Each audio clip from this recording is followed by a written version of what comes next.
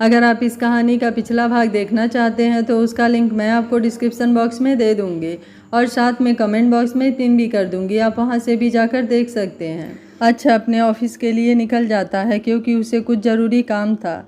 जब वो ऑफिस पहुंचता है तो उसे उसका लीगल एडवाइज़र जो कि मिस्टर जायसवाल थे वो थोड़े टेंशन में नज़र आते हैं। तो अच्छ उनसे पूछता है, मिस्टर जायसवाल कोई प्रॉब्लम है? अच्छ की बात पर मिस्टर जायसवाल कहते हैं, सर मुझे आपसे बहुत इम्पोर्टेंट बात करनी थी। अच्छा हाँ में सर हिला देता है तो मिस्टर जायसवाल कहते हैं, सर मैं अपनी जॉब से रिज़ाइन करना चाहता हूँ। अच्छा उनकी तरफ देखकर अपनी एक आईब्रो उठा देता है जैसे पूछ रहा है क्यों। तो मिस्टर जायसवाल कहते हैं, सर मेरा बेटा मेरी पूरी फैमिली के साथ लंदन में शिफ्ट हो रहा है और मैं भी रिटायरमेंट लेना चाहता हूँ और अपनी फैमिली के साथ रहना चाहता हूँ। अच्छा उनकी बात पर कुछ नहीं कहता है और अपना सर हाँ में हिला देता है। मिस्टर जायसवाल जाने लगते हैं तभी अच्छ उन्हें आवाज़ देता है और उनके हाथ में एक इन्वेलप पकड़ाता है।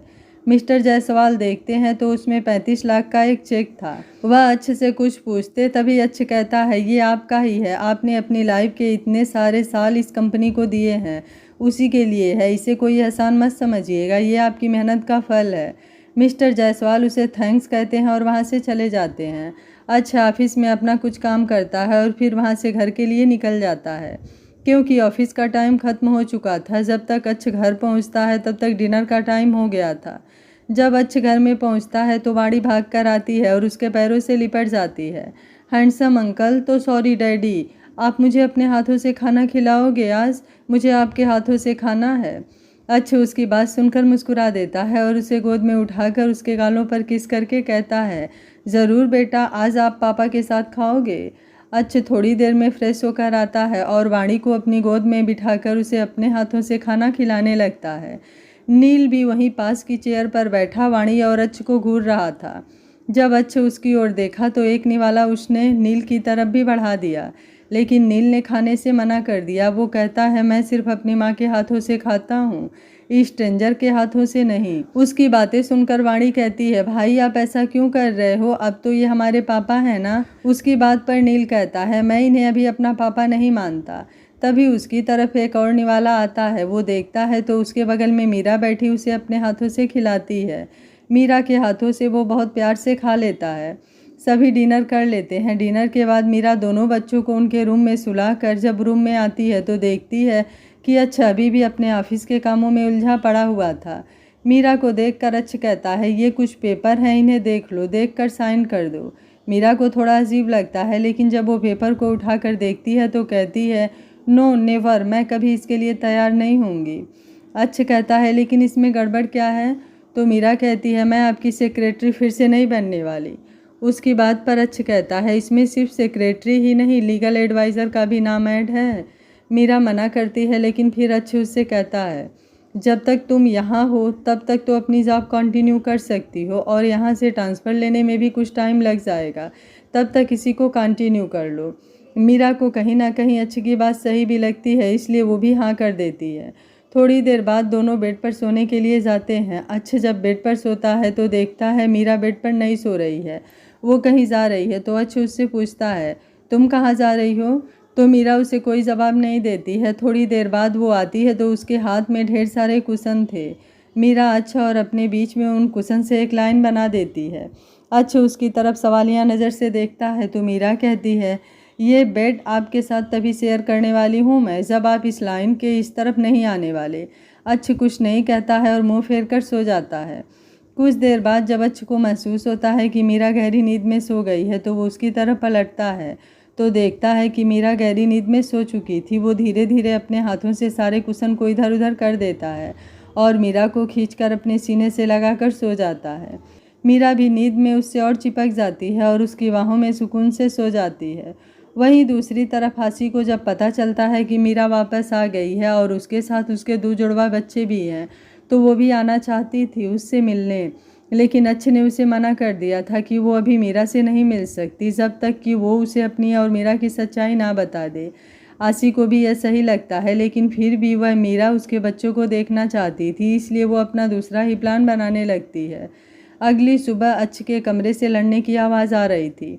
मीरा गुस्से में अच्छ से कहती है, तुम्हारी हिम्मत कैसे हुई मेरे करीब आने की, तुमने अपना प्रॉमिस तोड़ा, तुमने कहा था कि तुम बिना मेरी मर्जी के मेरे करीब नहीं आओगे, तो तुम मुझे कैसे अपने बाहों में लेकर सो सकते हो।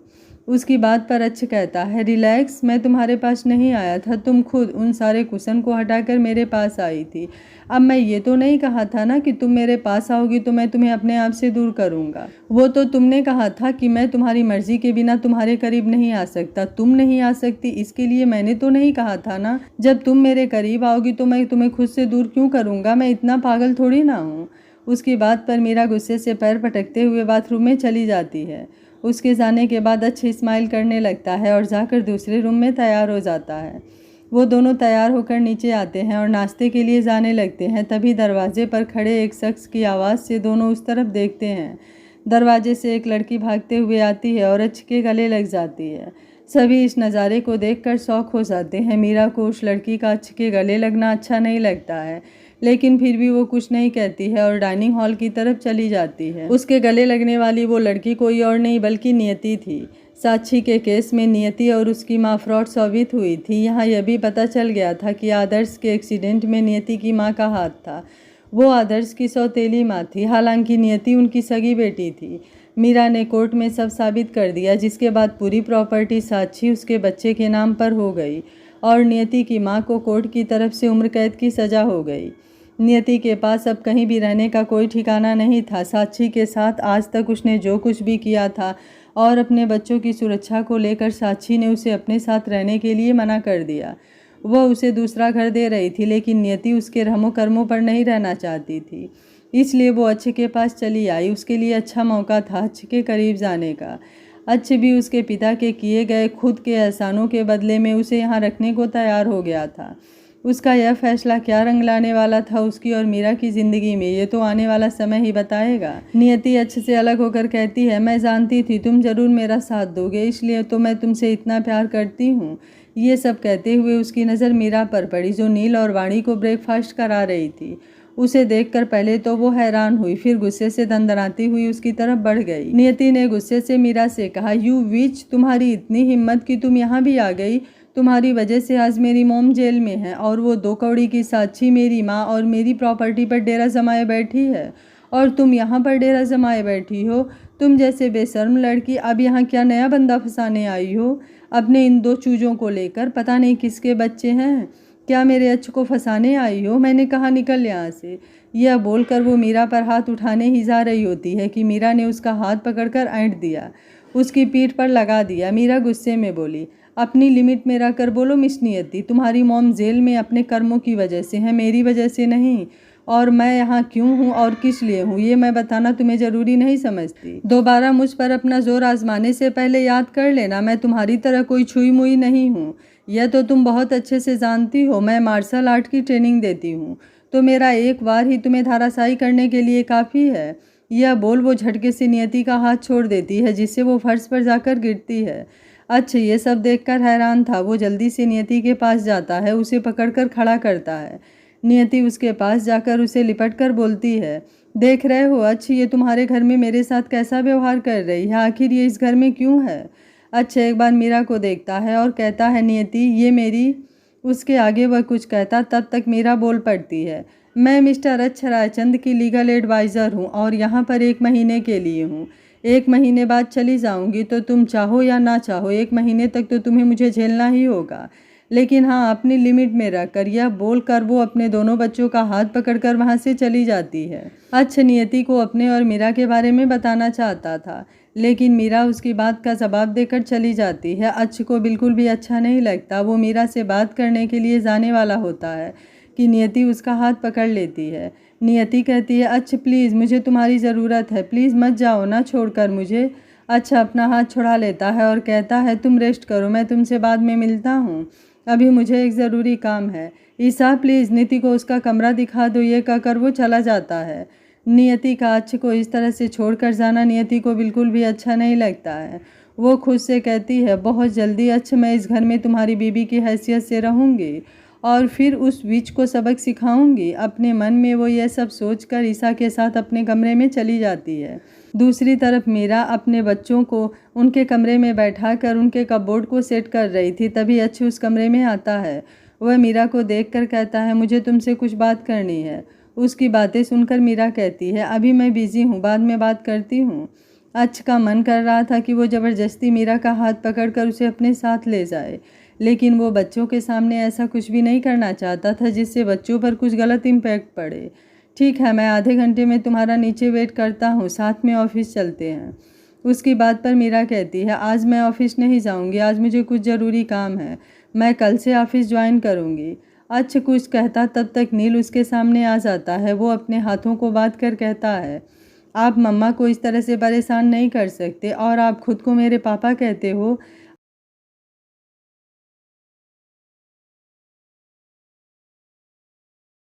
आपके सामने ही वो बुरी आंटी मम्मा को बुली कर रही थी और आप चुपचाप खड़े थे। मेरा डिसीज़न एकदम सही था, आप मेरे पापा नहीं बन सकते। अच्छा हैरानी से उसकी तरफ देखता रह जाता है। तभी वाणी भी आती है और कहती है, डैड आप तो मेरे डैड हो ना, तो फिर आपने क्यों आंटी के सामने मम्मी का फेवर नहीं लिया। मीरा उन दोनों को अपनी तरफ करके कहती है, आप दोनों इस मैटर से दूर रहो और अपनी पढ़ाई पर ध्यान दो। आफ्टर 30 डेज़ हम लोग यहाँ से चले जाएंगे अपने न्यू घर में, ठीक है। तभी उसे अच्छी की आवाज़ आती है, मैंने कहा ना तुम कहीं नहीं जाओगी, ना ही मेरे बच्चे कहीं जाएंगे। मीरा उससे कहती है, आपके पास सिर्फ 30 दिन है और मैं आज एकदम श्योर हूँ कि मेरा अपने बच्चों को यहाँ से लेकर जाने का डिसीजन एकदम सही है। और वैसे भी मैं आज से ही अपने बच्चों के साथ बाहर के आउट हाउस में रहूँगी। मैं नहीं चाहती कि आपकी गर्लफ्रेंड को मेरे बच्चों की वजह से कोई प्रॉब्लम हो, इसलिए मेरे बच्चों का आउट हाउस में रहना सही है। और वैसे भी 30 दिन कोई ज़्यादा बड़ी बात नहीं है, मैं रह लूँगी और मेरे बच्चे भी। यह बोलकर वो अपना काम करने लगती है। अच्छ कुछ बोलना चाहता था लेकिन वो कुछ नहीं बोल पाता है और वहाँ से निकल जाता है। उसे आज बहुत ही ज़्यादा गुस्सा आ रहा था।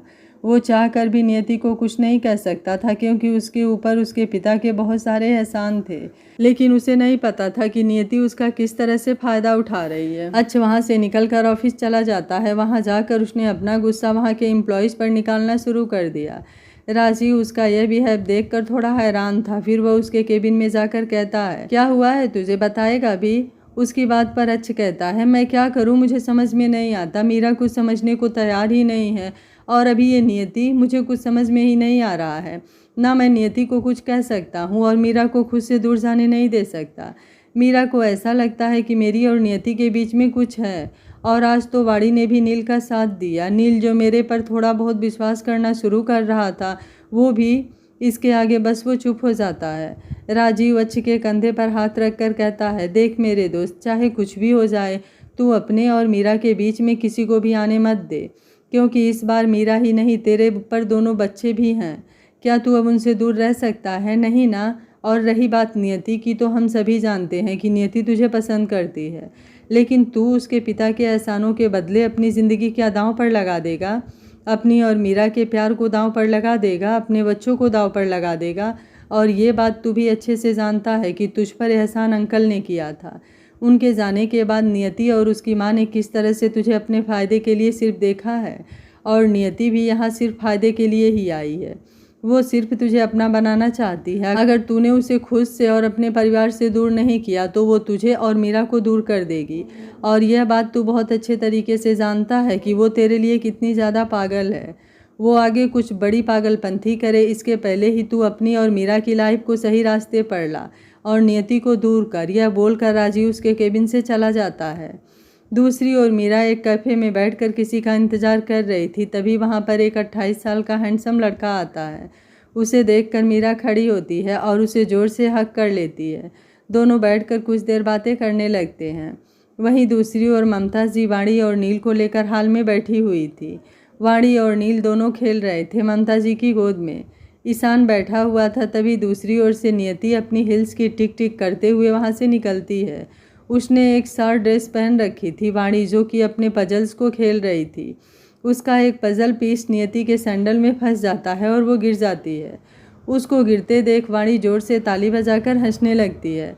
हालांकि उसने जानबूझकर नहीं किया था, फिर भी उसके गिरने पर उसे हंसी आ गई थी। नियति जब यह देखती है तो वो गुस्से से भर जाती है। वो उठती है और जाकर वाणी को थप्पड़ मारने जाती है, लेकिन उसका हाथ हवा में ही रुक जाता है। जब वो पलट कर देखती है तो अच्छ गुस्से में उसके सामने खड़ा उसके हाथों को पकड़े हुए था। अच्छ को देखकर नियति विक्टिम फेस बना लेती है और कहती है, देखो इस बच्ची ने मुझे फंसाकर गिरा दिया, ये भी अपने माँ की तरह ही है, इसे तो मैं आज छोड़ूंगी नहीं। यह कहकर वो फिर उसकी तरफ बढ़ने लगती है तो अच्छ उसे पकड़कर दूसरी तरफ धकेल देता है। एक बार वह फिर गिर जाती है। वाणी जो नियति के गुस्से से डर गई थी वो रोने लगती है। उसका रोना देखकर अच्छ उसे अपने गोद में उठा लेता है और उसे चुप कराने लगता है। अब तो यह नियति के बर्दाश्त के बाहर हो गया था। वो गुस्से से फुफकारते हुए उठती है और कहती है, आज तुमने इसके लिए मुझे धक्का दिया, इस बच्ची को आखिर तुम इतना क्यों इम्पोर्टेंट दे रहे हो कि इसके लिए तुमने मुझे तक समझ में नहीं आ रहा है। कहीं ऐसा तो नहीं इसकी माँ ने तुम्हें भी सेड्यूस करने की कोशिश की है। वो इसके आगे कुछ कहती तब तक अच्छ की एक भयानक आवाज़ उसके कानों में पड़ती है, अगर आगे एक शब्द भी कहा तो मैं भूल जाऊंगा कि तुम अंकल की लड़की हो और तुम्हारी ज़ुबान खींचने में मुझे एक पल भी नहीं लगेगा। मैं औरतों की बहुत इज्जत करता हूँ और उनके ऊपर हाथ नहीं उठाना चाहता हूँ। और तुम जानना चाहती हो ना, तो सुनो, ये दोनों मेरे बच्चे हैं और मीरा मेरी वाइफ है। ऑफिशियली हमारी शादी नहीं हुई है, लेकिन वो मेरी वाइफ है और ये दोनों मेरे बच्चे हैं। इसलिए आज के बाद मेरे बच्चों और मेरे वाइफ से तमीज़ से बात करना। मीरा और अच्छ के रिश्ते का सच जानकर नियति के पैरों तले ज़मीन खिसक जाती है। वह अच्छ के पास जाती है और उससे कहती है, तुम ऐसा कैसे कर सकते हो? तुम मुझसे शादी करने वाले थे, तुमने पापा से वादा किया था तुम ज़िंदगी भर मेरे साथ रहोगे, मेरा ख्याल रखोगे, मुझसे शादी करोगे। उसकी बात पर अच्छ कहता है, मैंने अंकल से ये वादा किया था कि ज़रूरत पड़ने पर मैं तुम्हारा ख्याल रखूँगा, तुमसे शादी करूँगा ये नहीं कहा था मैंने। और कहीं भी ख्याल रखने का मतलब ये नहीं होता है कि वो सामने वाले इंसान से शादी करेगा। तो तुम आज ही अच्छे से जान लो, मैं तुमसे प्यार नहीं करता, ना ही तुमसे मेरी कभी शादी होगी। मैं प्यार मीरा से करता हूँ और मेरी शादी भी उसी से होगी। इतना सुनने के बाद नियति वहाँ से रोते हुए अपने कमरे में चली जाती है।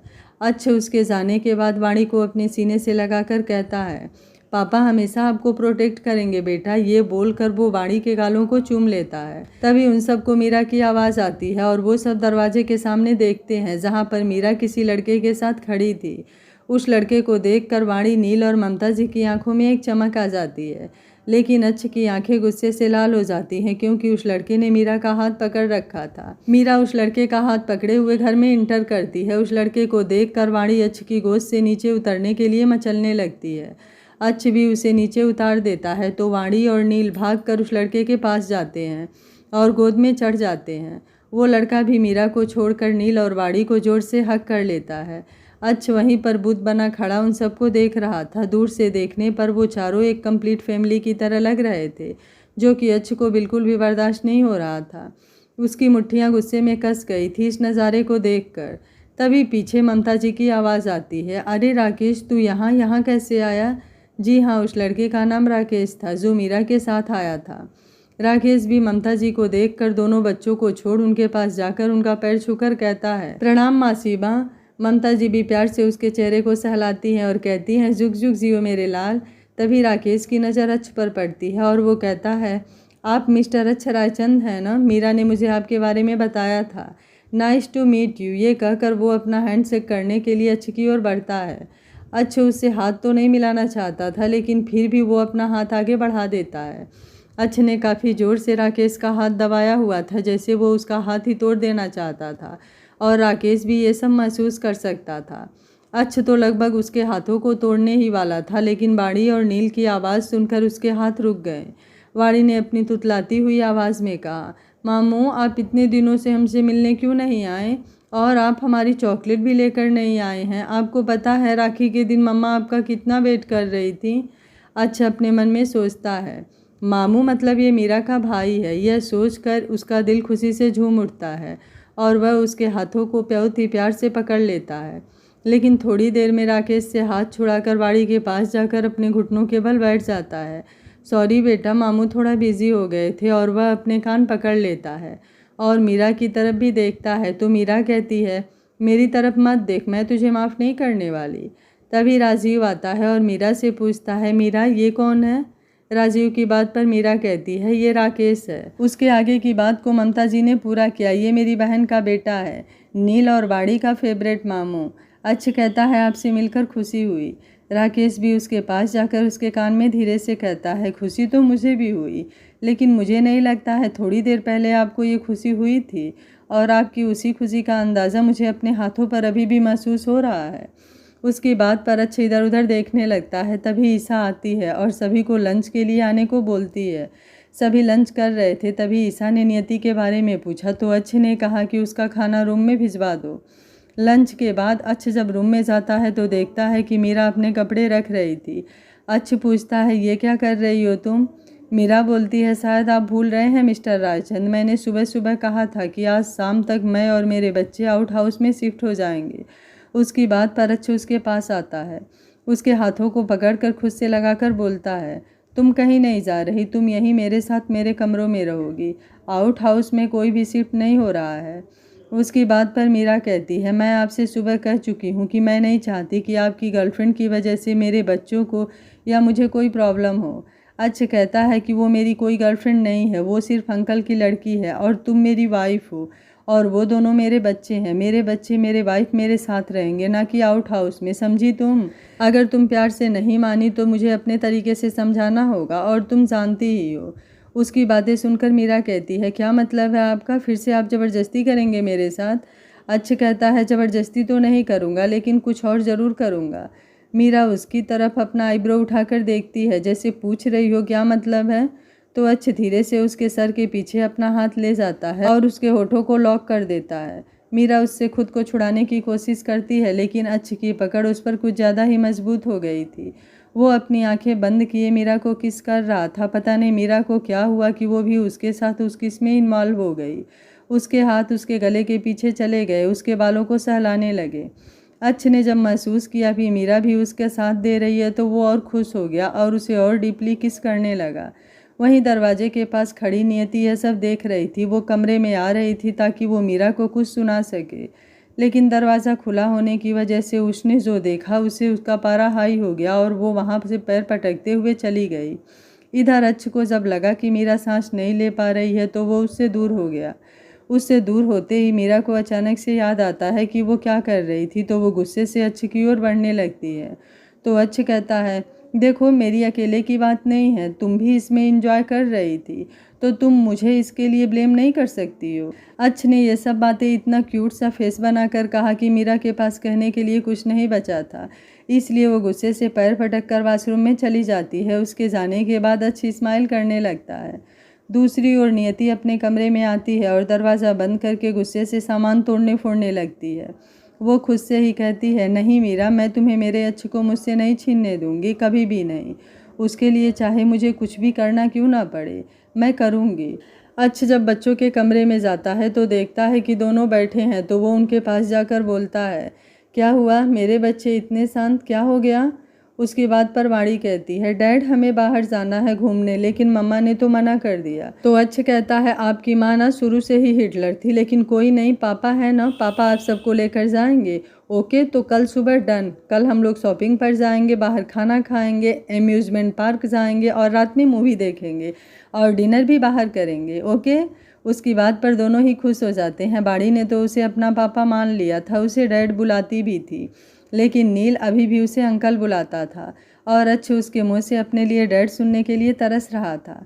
दूसरी ओर मीरा छत पर बैठी हुई कुछ सोच रही थी, तभी उसके पास राजीव आता है। राजीव मीरा के बगल में बैठकर कहता है, मीरा क्या तुम मुझसे भी नाराज़ हो?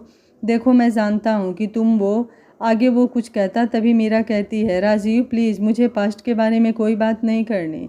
जिस पर राजीव कहता है, प्लीज़ मीरा एक बार मेरी बात तो सुन लो। अच्छ की संजीव से क्या दुश्मनी थी ये तो तुम्हें अच्छ ज़रूर बताएगा, लेकिन सही टाइम आने पर। लेकिन मैं तुम्हें सिर्फ इतना बताऊंगा कि अच्छ सच में तुमसे प्यार करता था। मैंने उसे कहा था कि अगर उसे तुम्हारे बारे में सब कुछ जानना है तो तुम उसके साथ प्यार का नाटक करना होगा, लेकिन उसने ही मना कर दिया था कि वो प्यार का नाटक नहीं करेगा, वो प्यार से खिलवाड़ नहीं कर सकता। शायद उसने इसलिए मना कर दिया था क्योंकि सच में वो तुमसे प्यार करने लगा था, लेकिन समझ नहीं पा रहा था। और जिस दिन तुमने हमारी बात सुनी उस दिन हम यही बात कर रहे थे। मीरा मैं जानता हूँ तुम मेरी बात का विश्वास नहीं करोगी, लेकिन एक बार अच्छ को भी समझने की कोशिश करो। सच में वो तुमसे बहुत प्यार करता है। इन 5 सालों में उसने खुद को एकदम भुला दिया था। तुमसे और बच्चों से मिलने के बाद हमें पुराना अच्छ मिला है। प्लीज़ एक बार अपने रिश्ते को एक मौका दो। अपने लिए ना सही, अपने दोनों बच्चे के लिए दो। मीरा ने कुछ नहीं बोला। राजीव ने बोला, तुम अच्छी तरह से सोच लो। ये बोलकर राजीव वहाँ से चला जाता है। अच्छा, जब बच्चों से मिलकर कमरे में आया तो फिर मीरा को बेड पर कुशन रखते हुए देखता है और अपने चेहरे पर स्माइल लिए मीरा के पास आकर कहता है, क्यों मेहनत कर रही हो? जब खुद तुम नींद में खुद पर कंट्रोल नहीं कर पाती और आकर मेरी बाहों में समा जाती हो तो क्या ज़रूरत है इन कुशन की? बेचारे बाद में इधर उधर फेंके जाते हैं। मीरा कुछ नहीं बोलती है और अपनी साइड जाकर सो जाती है। अच्छ भी आकर अपने साइड सो जाता है। मीरा पलटकर अच्छ को देखती है तो वो गहरी नींद में दिखाई देता है, तो वो भी सो जाती है। लेकिन जैसे ही वो गहरी नींद में जाती है, अच्छ अपनी आंखें खोल देता है और कुशन को इधर उधर करके मीरा को अपनी बाहों में लेकर सो जाता है। सोते समय उसके चेहरे पर एक स्माइल थी। सुबह जब मीरा की आंख खुलती है तो वो खुद को अच्छ की बाहों में पाती है। उसे आज भी यकीन नहीं हो रहा था कि वो नींद में अच्छ की बाहों में चली गई थी, लेकिन वो जानती थी कि अभी अच्छ से अगर वो कुछ भी पूछेगी तो सारा ब्लेम उसी पर डाल देगा।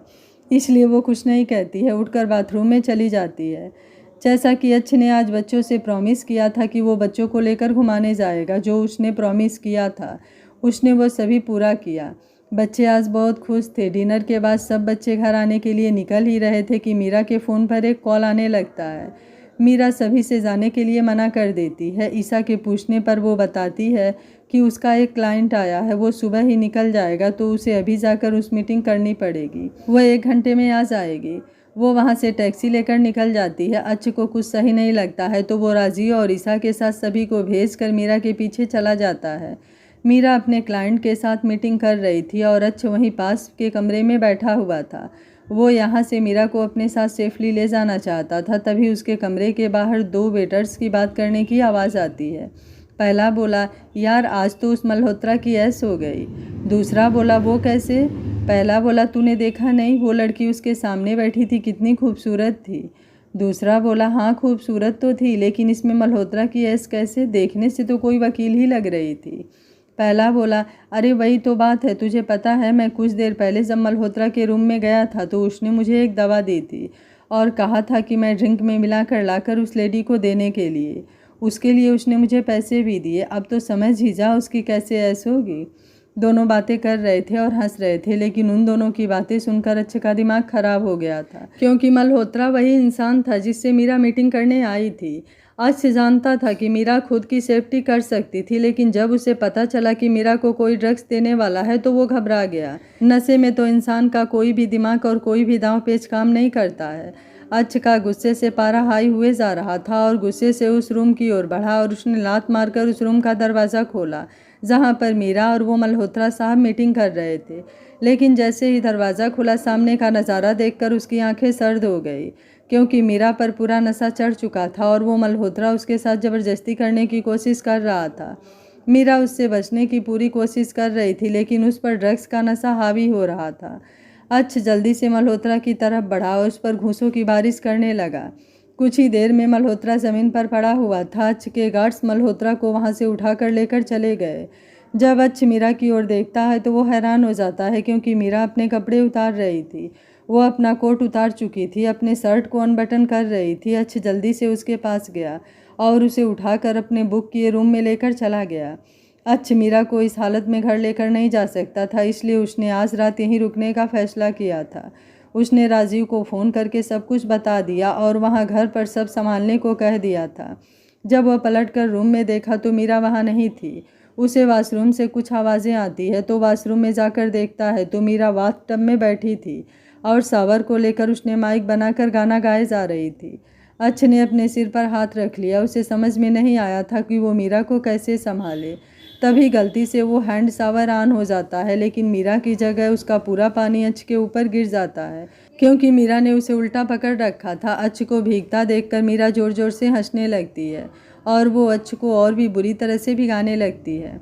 किसी तरह से अच्छ संभाल कर उसके हाथों से शावर लेकर ऑफ करके उसे बाथरूम से बाहर लेकर आता है। वह उसे बेड पर गिराता है और कहता है, मीरा सो जाओ, देखो तुम्हारी तबीयत ठीक नहीं है, तुम सो जाओ।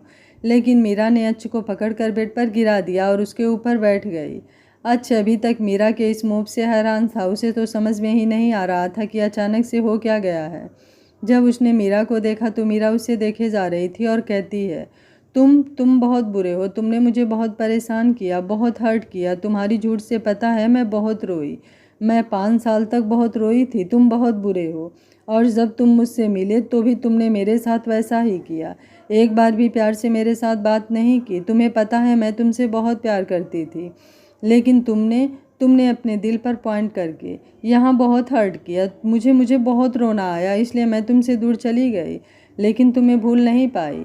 मीरा यह सब बहुत ही मासूमियत से कहे जा रही थी। उसके 5 सालों का दर्द आज नशे में ही सही लेकिन उसके सामने आ रहा था।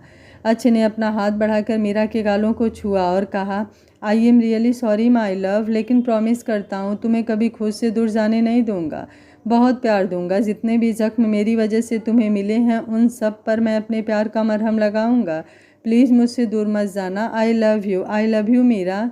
मीरा अपना सरनामे हिलाती है और कहती है, नहीं मैं तुम्हें पनिशमेंट दूंगी, बहुत बुरी वाली पनिशमेंट दूंगी मैं तुम्हें।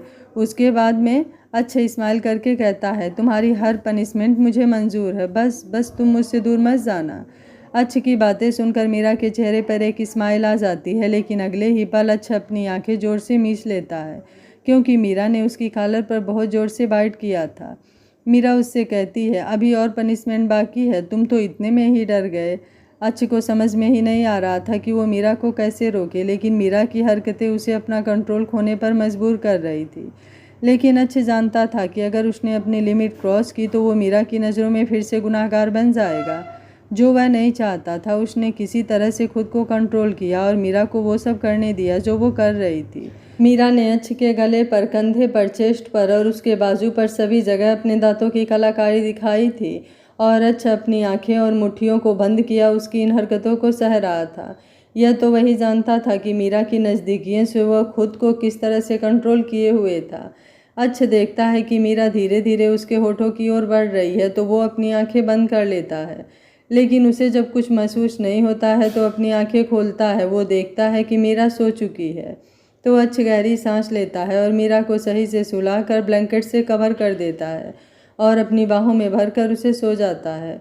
सोने से पहले वो मीरा के फोरहेड पर एक लाइट किस करता है और कहता है, अगर तुम्हारी पनिशमेंट ऐसी है तो मैं ज़िंदगी भर पनिशमेंट सहने को तैयार हूँ। I really love your sweet punishment and I really love you Meera. ये बोलकर वो अपनी आंखें बंद करके सो जाता है। अगली सुबह क्या रंग लाने वाली थी ये तो आने वाला कल ही बताने वाला था। फिलहाल वो दोनों एक दूसरे के साथ चैन से सुकून की नींद सो रहे थे। अगली सुबह खिड़की से आई धूप जब मीरा के चेहरे पर पड़ी तो वो अपना सर अच्छ के सीने में छुपाकर सोने लगती है, लेकिन तभी उसे एहसास होता है कि वो क्या कर रही है, तो वो झटके से उठ जाती है, लेकिन अच्छ को देखकर उसकी चीख निकल जाती है।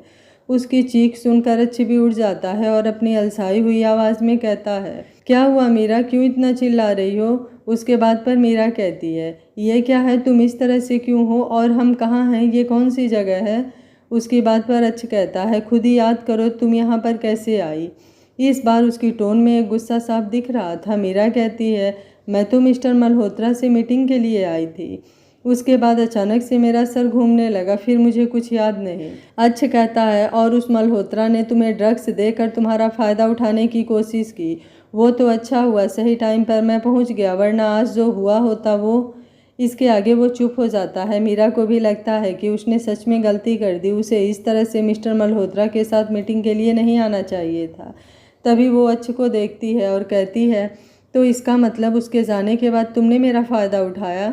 अच्छ उसे पकड़कर खुद के नीचे कर लेता है और कहता है, एक बार खुद को देखो, मुझको देखो, सब पता चल जाएगा कि किसने किसका फ़ायदा उठाया। मीरा ध्यान से उसे देखती है तो अच्छ की पूरी बॉडी पर दांतों के काटने के निशान थे।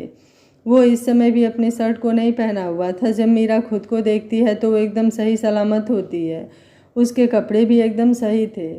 तो वह अच्छ की आंखों में देखकर कहती है, कल रात क्या हुआ था। उसके बाद में अच्छ इस्माइल के साथ कहता है, कल रात तुमने मुझे उन 5 सालों की पनिशमेंट दी है और अभी तक जितना भी मैंने तुम्हें हर्ट किया या तुम मेरी वजह से हर्ट हुई हो, उन सब की पनिशमेंट तुमने मुझे दी है। ये कहकर वो उठ जाता है और उसे अपनी पूरी बॉडी पर उसके दांतों की करामात दिखाने लगता है। मीरा को तो यकीन ही नहीं हो रहा था कि उसने उसके साथ ये सब किया। फिर वो अच्छे से कहती है, आई एम सॉरी, तो अच्छू उसे पकड़कर अपने सीने से लगा लेता है और कहता है, डोंट बी सॉरी मीरा, जानता हूँ मैंने तुम्हें बहुत हर्ट किया है और तुम अभी तक उन सभी बातों को अपने दिल में लिए बैठी हो, लेकिन सच में Meera, I really love you. तुम जो चाहे मुझे पनिशमेंट दे दो, बट प्लीज़ मुझे छोड़कर मत जाना।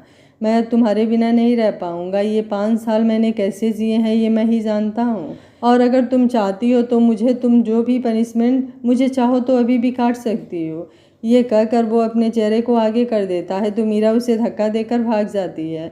बाथरूम में उसके चेहरे पर एक स्माइल आ जाती है। कुछ देर में दोनों ही घर पहुंच जाते हैं। इस पूरे रास्ते मीरा ने अच्छे से कुछ भी नहीं कहा था, कुछ अपने हेसिटेशन की वजह से और कुछ अपने शर्म की वजह से। अच्छ भी सब समझ रहा था, इसलिए उसने मीरा को टीच करना सही नहीं समझा। जब दोनों घर पहुंचते हैं तो सामने उन दोनों की आंखें भी फटी की फटी रह जाती हैं, क्योंकि नियति उनके सामने खड़ी थी और वो ऊपर से नीचे तक कलर से रंगी हुई थी। पास ही ममता जी, ईसा, राजीव और तीनों बच्चे भी थे। वो सभी उसके ऊपर हंसे जा रहे थे। नियति गुस्से से पूछती है, क्या है ये सब और किसने किया? तभी दूसरी ओर से राकेश आता है और उससे कहता है, सॉरी, ये मेरी वजह से हुआ है, मैं ऐसा नहीं चाहता था। लेकिन जैसे नियति ने राकेश को देखा उसके चेहरे का रंग सफ़ेद हो गया। नियति के चेहरे पर अभी भी ज़्यादा रंग नहीं लगा था, उसे देखकर पहचाना जा सकता था। राकेश भी उसे देखकर रुक गया और उसके चेहरे पर एक गुस्से के भाव आ गए। नियति कुछ नहीं बोलती है और वो वहाँ से चली जाती है। राकेश वहाँ आता है और पूछता है, मासी माँ, ये लड़की यहाँ क्या कर रही है? तभी उसे अच्छी की आवाज़ आती है, वो मेरे अंकल की लड़की है और यहाँ पर इस समय कुछ दिनों के लिए रहने आई है। राकेश के चेहरे के भाव देखकर मीरा पूछती हैं, राकेश, क्या तुम नियति को जानते हो? उसकी बात पर राकेश जवाब देता है, बहुत अच्छे से जानता हूँ, ये एक नंबर की। लेकिन वो आगे कुछ कह पाता तब तक ममता जी ने उसका हाथ पकड़ लिया और उसे कुछ ना कहने का इशारा किया।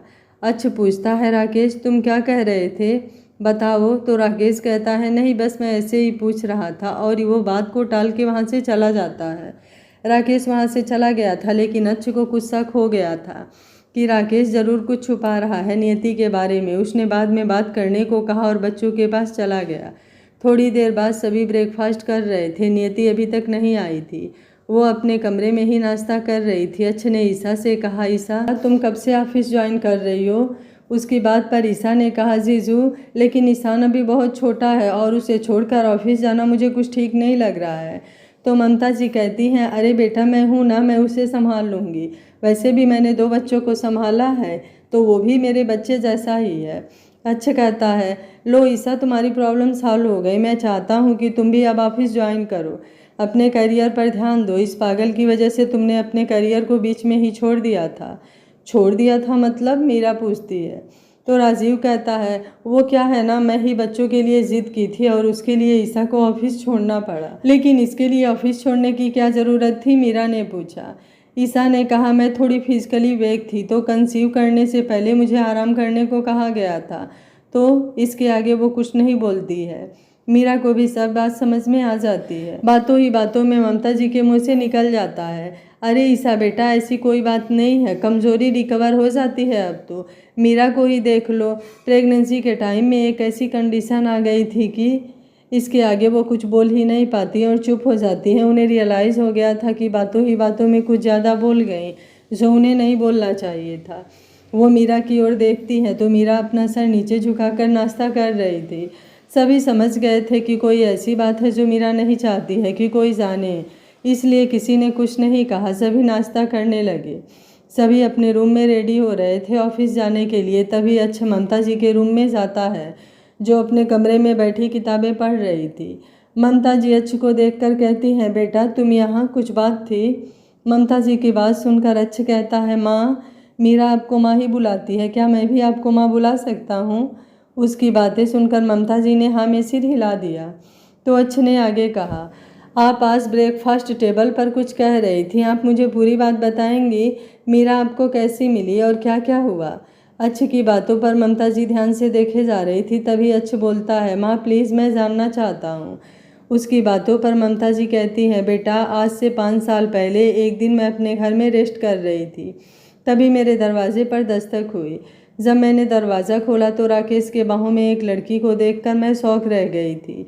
वो लड़की बेहोश थी। मेरे पूछने पर राकेश ने उसे बताया कि वो रास्ते पर बेहोशी की हालत में मिली है। हमने जल्दी ही डॉक्टर को बुलाया तो पता चला वो लड़की काफ़ी दिनों से बीमार है और प्रेग्नेंट भी है। हमने डॉक्टर से इसका इलाज करने को कहा।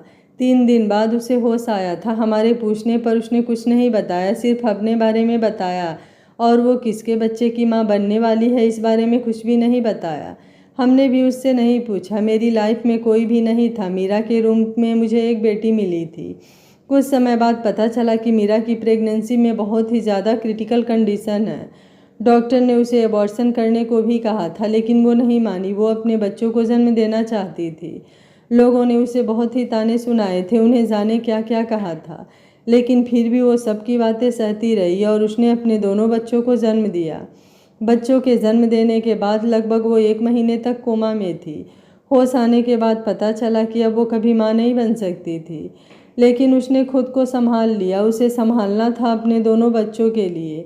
मैंने आज तक मीरा जितनी बहादुर लड़की नहीं देखा था। कुछ समय में उसने अपना नाम मनाली में ऐसा बना लिया कि जो लोग उससे दूर भागते थे, उसे बुरा भला कहते थे, वो लोग उससे मिलने के लिए तरसने लगे और उसके तारीफ़ों के पुल बांधने लगे। यह समाज ऐसा ही है, जब आप कमज़ोर देखोगे तो आपके पीछे पड़ा रहेगा, और जिस दिन आप आगे एक बहादुर के रूप में आ जाओगे वो आपके पीछे भागने लगेगा। मीरा ने अपनी मेहनत से एक नया नाम कमाया और उसने अपने दम पर एक ट्रेनिंग क्लब भी खोला जिसमें वो सभी को मार्शल आर्ट सिखाती थी। उसकी वजह से मुझे भी जीने की 2 नई उम्मीदें मिली, नील और वाणी। मीरा अक्सर कमरे में बैठकर रोया करती थी अकेले। उसके हाथ में एक फ़ोटो हुआ करती थी। मैंने वो फ़ोटो कभी देखी नहीं थी। तुम्हें याद होगा 1 साल पहले तुम्हें बेस्ट बिजनेसमैन का अवार्ड मिला था। उसी दिन मुझे पता चला था कि तुम और मीरा रिलेशनशिप में थे। उस दिन तुम्हें देखकर मीरा के चेहरे पर जो भाव आए थे, उससे मुझे यकीन हो गया था कि तुम ही वो हो। और मेरे पूछने पर मीरा ने मुझे सब सच सच बता दिया।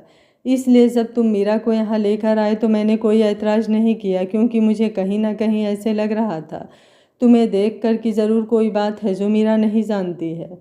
उसे ज़रूर कोई गलतफहमी हुई है। यहाँ आकर मेरी गलतफहमी दूर हो गई और मैं खुश हूँ कि तुम मीरा की ज़िंदगी में हो। अच्छ की आंखों से आंसू बहे जा रहे थे। वो सोच सोच कर ही मरा जा रहा था कि मेरी मीरा इतनी तकलीफ में थी और मैं उसके साथ नहीं था। काश मैं 5 साल के वक्त को बदल पाता और उसकी तकलीफ को बांट पाता। अच्छा अपने आंसू पोंछते हुए कहता है, माँ अब मैं मीरा को कभी भी दुखी होने नहीं दूंगा। 5 साल के वक्त को तो मैं नहीं बदल सकता, लेकिन आने वाला वक्त उसकी खुशियों से भर दूंगा। इतना वादा करता हूँ आपसे कि उसकी ज़िंदगी में दुखों का नामो निशान तक नहीं होगा। मैं मीरा और अपने बच्चों को दुनिया की सारी खुशियाँ दूंगा। ममता जी उसके माथे पर किस करके कहती हैं, मुझे पूरा यकीन है बेटा, तुम मीरा और अपने बच्चों को हमेशा खुश रखोगे। मीरा बहुत किस्मत वाली है जो तुम जैसा जीवन साथी उसे मिला है। उनकी बात पर अच्छे स्माइल करके कहता है, ये बात कोई उस पागल को समझाए ना। आपको पता है ना, कल वो नशे में थी। नशे में उसने मुझे सब कुछ बताया कि वह अभी भी मुझसे प्यार करती है, अभी भी मेरे लिए फील करती है, लेकिन होश में आते ही उसका भी एटीट्यूड बाहर आ गया। हाँ माना मैंने गलती की है, लेकिन प्यार भी तो बहुत किया ना उससे। ये कहकर वो तरह तरह के मुंह बनाए जा रहा था, जो देखकर ममता जी हंस देती हैं। उन्हें हंसते देखकर अच्छ कहता है, क्या माँ आप भी मेरा मजाक उड़ा रहे हो? ममता जी हंसकर कहती हैं, नहीं बेटा मैं आपका मजाक नहीं उड़ा रही हूँ, लेकिन अब वह सिर्फ एक लड़की नहीं है। एक लड़की होती तो शायद मान जाती, अब वो एक माँ भी है। उसके मन में इस बात की इनसिक्योरिटी है कि कहीं उनके बच्चों के साथ कोई धोखा ना हो जाए। उनकी बात पर अच्छा हाँ में सर हिलाता है। तभी उसके दिमाग में कुछ क्लिक होता है। वो कहता है, माँ ये नियति और राकेश एक दूसरे को जानते हैं क्या? अच्छ की बात सुनकर ममता जी शांत हो जाती हैं तो अच्छ कहता है, माँ प्लीज़ मुझे बताइए ना। उसके बाद में ममता जी कहती हैं, आज से 2 साल पहले नियति राकेश के कंपनी में मॉडलिंग के लिए आई थी। उसने राकेश से खुद को टॉप मॉडल बनाने की रिक्वेस्ट की, लेकिन राकेश नहीं माना तो उसने राकेश को फंसाने के लिए एक लड़की को उसके होटल में भेजा। वो लड़की बहुत ज़्यादा नशे में थी। उसे कुछ समझ में नहीं आया था कि वो कहाँ है, लेकिन राकेश ने जब उस लड़की को देखा तो वो पहचान गया। वह लड़की कोई और नहीं बल्कि नियति की भाभी साक्षी थी। नियति यह बात नहीं जानती थी कि साक्षी और उसका भाई आदर्श राकेश के कॉलेज फ्रेंड थे। नियति के इस हरकत से राजेश को उस पर बहुत गुस्सा आया था, लेकिन उस समय उसे साक्षी को संभालना था। राकेश ने तुरंत उसके भाई को फ़ोन करके उसे वहाँ बुला दिया और उसे सब कुछ सच सच बता दिया। कुछ दिनों बाद पता चला कि नियति ने यह सब इसलिए किया था ताकि वह राकेश को ब्लैकमेल कर सके और साक्षी को फ्रेम करके उसके भाई की ज़िंदगी से निकाल सके। वह एक तीर से दो निशाने मारना चाहती थी, लेकिन उसका यह प्लान फेल हो गया। राकेश ने उसे अपनी मॉडलिंग कंपनी से निकाल दिया, यहाँ तक कि उसने मॉडलिंग फील्ड में भी उसको बैन कर दिया। अच्छ को तो यकीन ही नहीं हो रहा था कि नियति अपनी भाई और भाभी के साथ ऐसा कैसे कर सकती है। उसकी माँ के बारे में जानता था कि वो गोल्ड डिगर है और आदर्श और साक्षी से उनकी प्रॉपर्टी लेना चाहती थी, लेकिन नियति भी ऐसी होगी उसे यकीन ही नहीं हो रहा था। अच्छ के मेंशन में नियति अभी भी अपने कमरे में बैठी इधर से उधर घूम रही थी, क्योंकि उसने ममता जी और अच्छ की सारी बातें सुन ली थी और उसे अब डर लग रहा था कि कहीं अच्छ उसे घर से ना निकाल दे। वह अपने मन ही मन में कहती है, मुझे कुछ करना ही होगा, मेरे पास ज़्यादा समय नहीं है। इससे पहले कि अच्छ मुझे घर से निकाले मुझे कुछ करना होगा, ऐसा कि अच्छ मुझे इस घर से और अपनी ज़िंदगी में रखने के लिए मजबूर हो जाए। नियति अपना फ़ोन उठाती है और किसी को कॉल करके कुछ समझाती है। उसके बाद खुद से कहती है, अब देखते जाओ अच्छ राहचंद, तुम मुझे खुद अपनी ज़िंदगी में लाओगे और उस मीरा को घर से निकालोगे। यह बोलकर वह एक शैतानी मुस्कान लिए अपने बेड पर अपने हाथों को फैलाकर लेट जाती है और गाना गाने लगती है। तुम्हें अपना बनाने का जुनून सर पे है, कब से है। यह गाना गाकर वो ज़ोर ज़ोर से हंसे जा रही थी। ममता जी से बात करने के बाद जब अच्छ अपने कमरे में जाता है तो देखता है कि मीरा बेड पर बैठे बैठे ही सो रही है और उसके गोद में उसका लैपटॉप भी पड़ा हुआ है। अच्छ अपना सर हिलाता है और खुद से कहता है, ये लड़की भी कभी नहीं बदल सकती है, आज भी इसे अपने से पहले काम की फिक्र रहती है। ये बोलकर वो उसका लैपटॉप उसकी गोद से उठाता है और साइड में रख कर पहले मीरा को सही से बेड पर लेटाता है और उसे ब्लैंकेट से कवर करता है। फिर उसका लैपटॉप उठाता है, लेकिन तभी उसकी नज़र लैपटॉप पर पड़ती है और वो उस डॉक्यूमेंट फाइल को पढ़ने लगता है, लेकिन पढ़ने के साथ साथ उसके चेहरे के एक्सप्रेशन बदलने लगता है। अगले दिन आज मीरा को अच्छ का ऑफिस ज्वाइन करना था। वो जब तैयार होकर नीचे आती है तो उसे पता चलता है कि अच्छ जल्दी ही ऑफिस निकल गया है। मीरा भी बच्चों को नाश्ता करवा कर उन्हें ममता जी के साथ रहने को बोलकर चली जाती है। लगभग 1 घंटे बाद मीरा अच्छ के ऑफिस के बाहर खड़ी उसे आज से 5 साल पहले की सारी बातें याद आ रही थी कि कैसे वो इस ऑफिस में आई थी काम करने और कैसे वो अच्छ के नज़दीक गई, कैसे उसकी पुरानी ज़िंदगी थी। यही सब सोचकर उसने गहरी सांस ली और अंदर की ओर बढ़ गई। अंदर जब वो बढ़ी तो रिसेप्शनिस्ट ने उसे बहुत ही अच्छे से रिस्पेक्ट से विश किया और भी सभी एम्प्लॉयज उसे विश कर रहे थे, क्योंकि सभी को पता चल गया था कि अच्छ और उसके बीच में क्या रिश्ता है। मीरा किसी पर ज़्यादा ध्यान नहीं देती है और आगे आगे चली जाती है। तभी वो एक लड़की से टकरा जाती है। उस लड़की के हाथ से सभी फाइल्स गिर जाती है। मीरा सॉरी कहती है, उस लड़की की फाइल उठाने जाती है। तभी वो लड़की मीरा को देखकर एकदम से चीख जाती है और कहती है, मीरा तुम आ गई। मीरा जब देखती है तो वो लड़की कोई और नहीं बल्कि उसकी पुरानी दोस्त त्रिशा थी। त्रिशा को देखकर मीरा भी खुश हो जाती है, उसके गले लग जाती है। त्रिशा मीरा को देखकर बहुत ही खुश हुई थी। मीरा भी इस समय त्रिशा से मिलकर उतनी ही खुश थी। कुछ देर बाद त्रिशा उसे अपने केबिन में लेकर जाती है और फाइलों को अपने टेबल पर रख कर कहती है, आपको पता है मीरा, मैंने आपको बहुत मिस किया। मीरा भी उसे देखकर कहती है, मैंने भी तुम्हें बहुत मिस किया। तभी उसकी नज़र त्रिशा के हाथ में रखी फाइलों पर जाती है तो वो बोलती है, ये सब क्या है।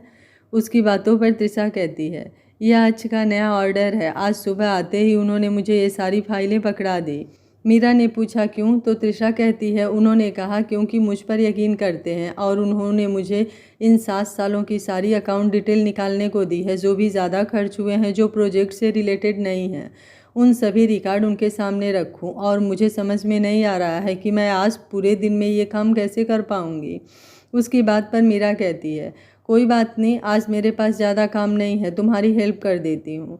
मीरा और त्रिशा मिलकर सारी डिटेल्स निकाल रही थी। लगभग 3 घंटे में उन दोनों ने सारी डिटेल्स निकाल ली थी, जो कि ऑफिस में प्रोजेक्ट से रिलेटेड नहीं थी और ना ही किसी की सैलरी से रिलेटेड थी। वह सब अलग से खर्च की डिटेल्स थी। मीरा एक बार उन सभी डिटेल्स को चेक कर रही थी कि अचानक से उसकी नज़र एक पॉइंट पर आकर रुकती है। वह उसे त्रिशा को दिखाकर पूछती है, क्या तुम इसके बारे में कुछ जानती हो। तो त्रिशा कहती है, हाँ, यह सब तो अच्छ सर ने ही करवाया था और मैंने उनके कहने पर ही ये हॉल बुक करवाया था। मीरा त्रिशा से पूछती है, तुमने बुक करवाया था। उसकी बातों पर तृषा हंसकर कहती है, अरे बुद्धू, तुम्हें नहीं पता, तुम्हारे लिए ही तो सर ने ये सब करवाया था। मीरा उसे नासमझी से देखती है। मेरे लिए करवाया था? मुझे कुछ समझ में नहीं आ रहा है। उसकी बात पर तृषा कहती है, उस दिन सर ने यह होटल पूरा बुक करवाया था और उस दिन उन्होंने तुम्हें प्रपोज करने के लिए पूरी तैयारी कर ली थी। वो तुम्हें शादी के लिए प्रपोज करने वाले थे। इनफैक्ट मैं और राजीव सर के साथ अच्छ सर भी सारी तैयारी करवा रहे थे। मुझे राजीव सर ने बताया कि उस दिन वो तुम्हें शादी के लिए प्रपोज करने वाले थे। अच्छ सर बहुत खुश थे, लेकिन पता नहीं कहाँ से उनके पास एक फ़ोन आया और वो कहाँ चले गए। उसके बाद वो सारी तैयारियां धरी की धरी रह गई और इतने सारे पैसे भी खर्च हो गए थे। उसके बाद तुम भी गायब हो गई। मीरा को तो यह सब सुनकर एक झटका ही लगा। उसे तो समझ में ही नहीं आ रहा था कि ये सब क्या है, लेकिन उसने कुछ नहीं कहा। उसने तृषा से कहा, देखो तुम्हारा काम हो गया, अब मैं जाती हूँ, मुझे भी कुछ काम है। तृषा भी उसे बाय बोलकर वो सारी डिटेल अच्छ के ऑफिस में लेकर जाने लगती है। मीरा सोचने लगती है कि क्या सच में अच्छ मुझे प्रपोज करने वाला था? क्या सच में मुझे कुछ गलतफहमी हो गई थी? नियति मीरा और अच्छ को अलग करने के लिए क्या चाल चलने वाली है? क्या वो अपनी चाल में कामयाब हो जाएगी? क्या मीरा की गलतफहमी दूर होने से पहले ही वो फिर किसी गलतफहमी का शिकार हो जाएगी? आगे क्या होगा इस कहानी में जानने के लिए देखते रहिए कहानी का अगला भाग। अगर आपको कहानी अच्छी लग रही है तो वीडियो को लाइक, शेयर एंड चैनल को सब्सक्राइब कर लीजिएगा। Thank you for watching. मिलते हैं कहानी के अगले भाग में।